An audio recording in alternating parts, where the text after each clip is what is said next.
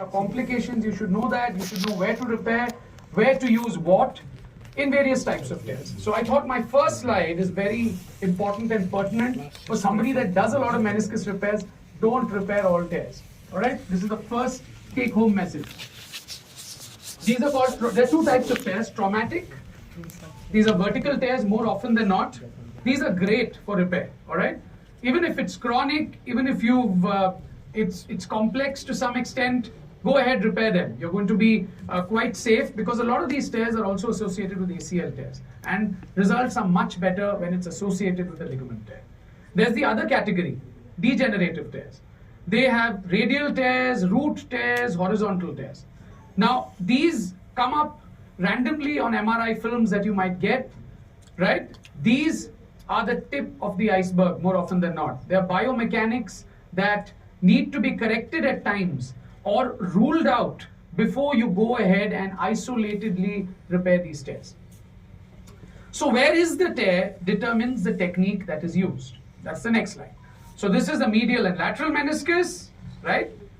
On the lateral side, the most important lighthouse or the structure that you should look out for is this popliteus tendon, all right? Why the popliteus tendon, we'll see in the next slide, because there are a lot of important structures which lie a little medial to the popliteus tendon.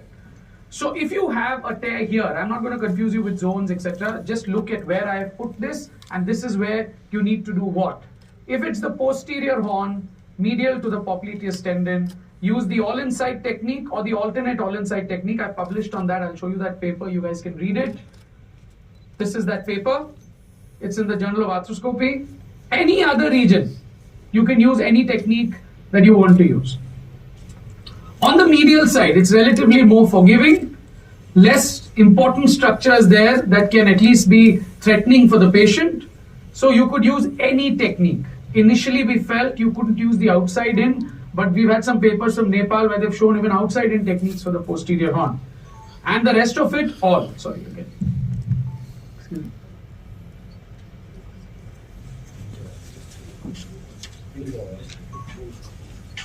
So I'll hold it like this. Now, this is a little more illustrative diagram, and you got a little gist of it from Vijay's talk to show how your portal affects these important structures. So we don't even look at the medial side in this paper because you know the medial side is pretty good. You just don't worry. Go ahead, do what you want to do, except the inside out. We'll talk about that a little later. But on the lateral side, the access is very important, how you access the meniscus. If you are using the medial portal or a high anteromedial portal to repair your lateral meniscus, especially in the posterior horn, you're more often than not safe because the trajectory is away from these vessels.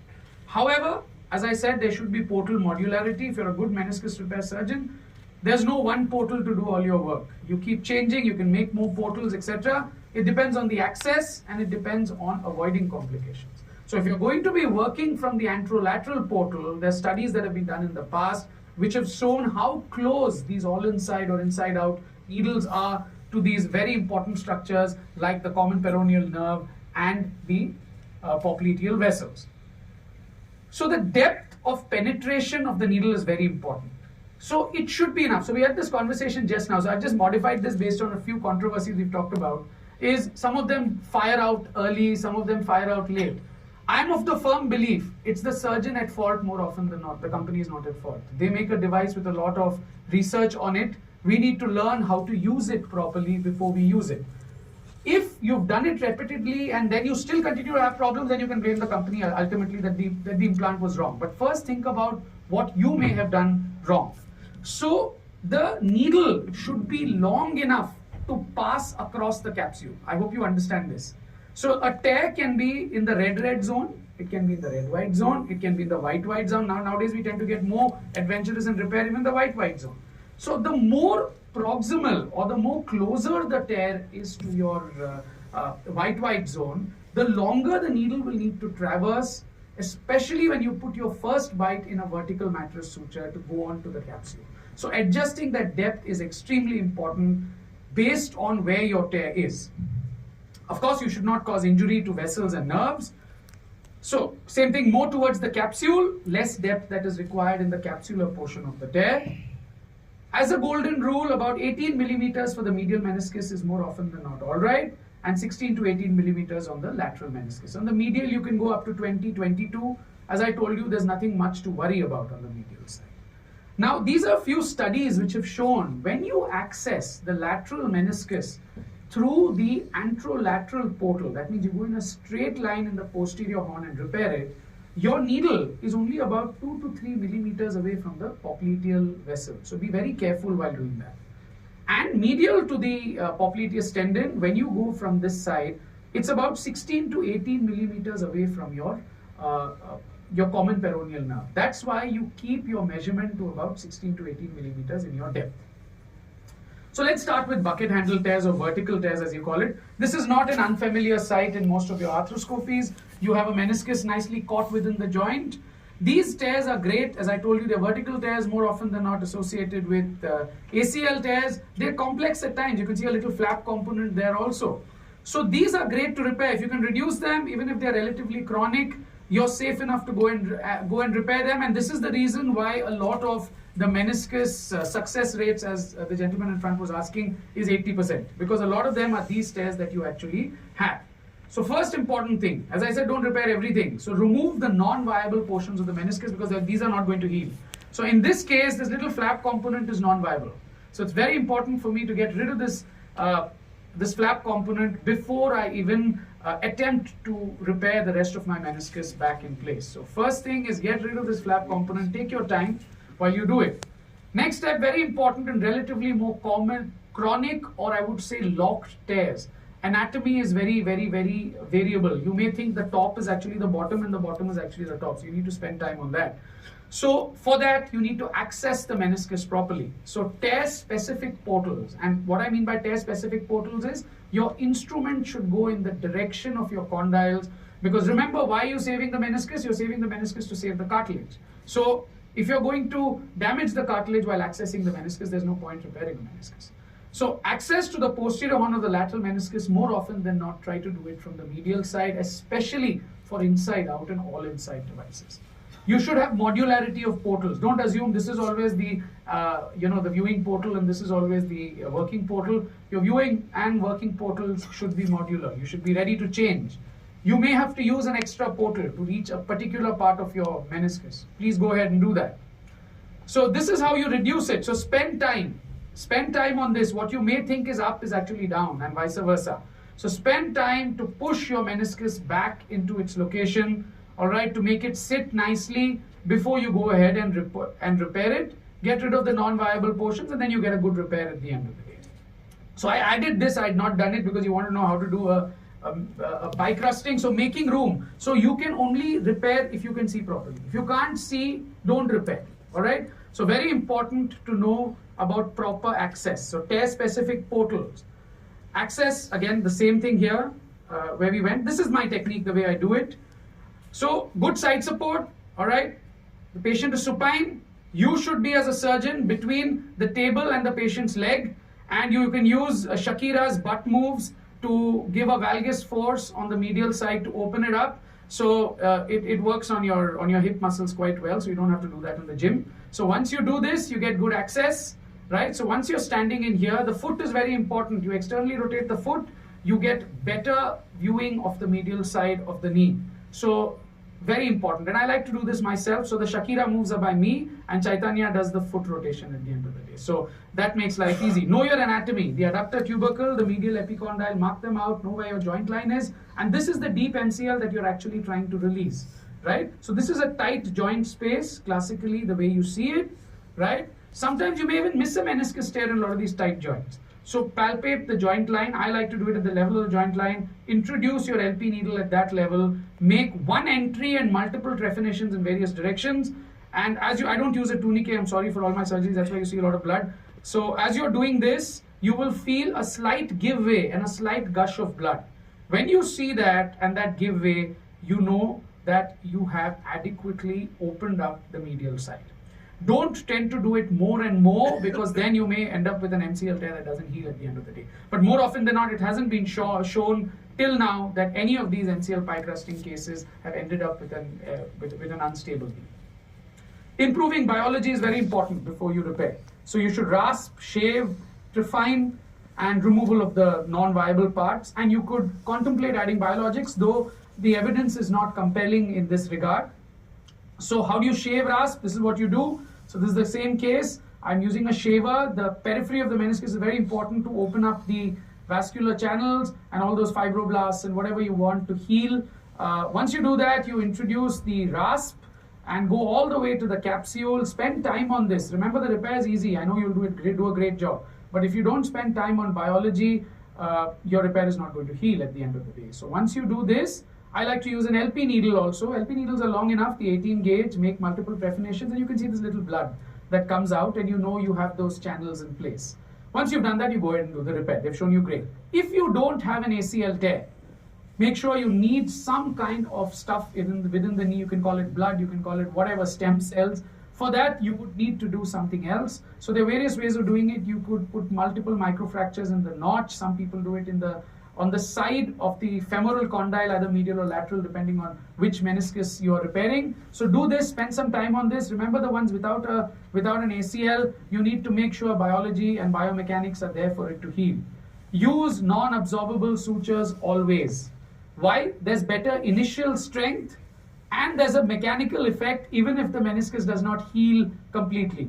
We always like to believe we've done a great job and it is healed once the MRI happens. You don't know till the time you've done a second look arthroscopy. You may never do a second look arthroscopy. A lot of times it may not heal, but your patient is still satisfied. Why? Because these tears or these knots hold their security at least for a period of time. Luckily for us in India, most of our population, things are changing now, are non-sporting. So they may never, in a way, become unstable or cause locking later on. So use these sutures always. So always remember, when you're doing an inside-out repair, tie the sutures on the capsule. Do not try to connect the sutures and then deliver them through those little incisions that you make. The reason is, number one, you have your saphenous vein, you have your saphenous nerve, you may truncate them. Number two, you may never reach the capsule where you're supposed to tie it. So your tying is on a muscle or some other structure, which makes it not so secure. So this is my typical OT arrangement if I do an inside-out repair. I have one gentleman, the wicket keeper, standing down with that spoon, or you could use the guide that you use for your all-inside devices. That's the little safety incision that I make on the posteromedial side, which Dr. Kamran very nicely described the anatomy, so I won't go into that. And that's me with the scope and the sleeve to introduce the needles, and there's one gentleman that introduces the needle with the non-absorbable suture, which are retrieved by this assistant. So safety incision is a must. It prevents injury to the saphenous vein and nerve, and there's better security for repair because you're absolutely sure you're tying it onto the capsule. So number of sutures and spacing and configuration. So my dictum is always use vertical mattress sutures, do not use horizontal. Okay, horizontal mattress is a compromise that you try to do with the intention of saving the patient's money. And as Dr. Ravi very rightly pointed out, you don't have to use these fancy devices always. You have the antegrade suture passes, you have the inside-out devices, but wherever you can, use vertical mattress sutures, because biomechanically and through research it has been proved that this is the most stable and secure configuration. It should be about 0.5 centimeter apart, the suture passings that you do. Secure the meniscotibial, superior and inferior surfaces. Don't only rely on the superior. And it's like an internal fixation or like a suture bite that you take. Your one penetration and second penetration should be more or less at equal distances from the tear. Only then would you have a perfect approximation of the tear. One second. Excuse me. Oh yeah, okay, got it. So only then will you have a perfect approximation of the tear. Otherwise, you have the tear sitting up, the meniscus sitting above the capsule or below the capsule. So visualize, very important, visualize the tear by tying your knot. So I don't just tie them on the capsule. I'm always looking at them like this. So I'm putting my scope in. I've asked my assistant to hold the scope inside, and while I'm seeing it, I'm tying it. Because lo and behold, many times you may just find that your knots are not where they are and your meniscus is still very insecure. So always look at it when you're tying it. Post-op rehab, I said there are two types of tears. Tears waiting to heal and those that don't heal well. Radial root tears don't want to heal. Remember, biomechanics are all against them. So you need to go slow in your rehab. Keep them non-weight bearing for at least 6 weeks. ROM 0 to 90, day 1. no problem. But weight bearing is very important to restrict in these kind of tears. You may want to use an unloader knee brace if you've got a medial sided radial tear for some time. Vertical tears are faster, and you have your friend the ACL that is supporting them. So for me, I'd make them weight bear on day one with a long knee brace. There's no problem. So let's just see how we tackle these radial tears. So classical lateral meniscus radial tear that I had, you can see how it is. Luckily, this one's going all the way to the capsule. So I'm in a portion that may want me to heal this meniscus. So I like to use, my personal preferred is the bone tunnel technique, because as I said, these tears are not waiting to heal. I can't rely on sutures alone. So I believe that you should have them sitting on the bone, even though there's an element of constraint, but at least you're sure that the hoop stresses are maintained. So I pass a fiber wire, and in these cases, I like to use a mini tape. Tapes have a less cheese grating effect, so I like to use them around it. And then I fix it back, and I've used this multiple ConMed sequent all-inside device. I like to use it in addition to my bony fixation at the bottom. And Laprad's done some biomechanical studies on this, and he's shown that this is a very good technique. You could also do this. This was the standard side-to-side repair. So go all the way to the capsule. You have these wonderful anti-grade suture passers. I won't take names because we are not patronizing any company here. So you pass one suture on one side of the meniscus, pass one suture on the other. You have two good friends who you bind together with a knot pusher, and they're very happy to be together. This is the hashtag configuration that is now very popular, wherein you put a vertical mattress to secure the two ends of a radial tear, and then you approximate them with horizontal mattresses here. It's shown to be biomechanically quite superior, but my personal preference is the bone tunnel technique. Now, horizontal tears. Beware of these tears. Remember, don't go ahead and do an arthroscopy in every MRI that has a horizontal tear. The ones that have a cyst like this are the ones which are usually symptomatic. And horizontal tears are a cleavage tear like a fish mouth. So the synovial fluid goes out, can't escape. So you have this cyst, decompress the cyst, remove the cyst wall. Once you've done this, you need to shut the fish's mouth. You could use an anti-grade suture passer, the alternate all-inside technique, like hay bale sutures, and then you've got your mouth shut up. This is a preferred technique of mine. I love using this. It's very cheap, very, very effective at the end of the day. You could also use all-inside devices, and I'll show you this. This is one of my cases. You can see that you have a non-viable portion in front, complex tear, and lo and behold, you have a little flap component there also, which you miss, so eat it up. Once you've taken care of the parts which are not your friends, then let's get friends together. So this is where we've got a cleavage tear. So use your rasp, spend time on biology on these cases. You're not waiting to heal. Once you've adequately rasped them, reach the capsule all over, decompressed your meniscal cyst, you do this. So I like using this device. It has 7, it's like an AK-47 gun. It has 7 of them together. It saves time, technically demanding, but a great device. Biological augmentation, as I said, there's very little literature supporting it, but heart of hearts, it makes you feel that you're doing what's best for the patient. So you could use BMAG, you could use PRP, you could use fibrin clot. My personal preference is for these horizontal tears. These fibrin clots are great. So you could get them out, tie them up once they become a clot, pass them into the tear, and then by putting 2 all-inside devices, you can pull on them, and what it does is it internalizes this fibrin clot, and in a way psychologically makes you feel that your tear would heal. So take home message: meniscus repairs are not devoid of complications. Medial side, be careful of the saphenous nerve and vein, especially in inside-out repairs. Lateral side, the common peroneal nerve and the popliteal artery. Make room to visualize the repair. So don't try to repair it till you can't see. So be liberal about your meniscus pie crusting on the medial side. Lateral, you have no friends other than the fellow or your assistant in the OT, but medial side, you have that MCL that can help you. And trust me, there have been no complications. Read whatever literature you want, there's been no complications with them if you do it right. Traumatic tears are best repaired with best results. Improve biology before repair. What I mean is rasping, shaving, and trephinations. Horizontal tears, radial tears, think biomechanics before just jumping into repairing it. And radial tears, hashtag and bone tunnel techniques are the best. Thank you.